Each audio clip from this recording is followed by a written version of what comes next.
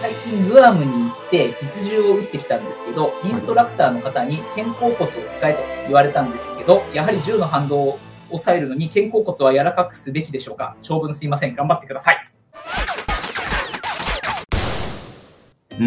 はい。ですね、柔らかくしといて損はないんで、柔らかくしといた方がいいと思いますね。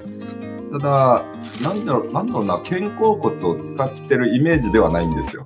ただ、こういう風にして、構えた時に、この、なんだろうな、こっから少し、こういう風に出てる感じ。こんな感じ。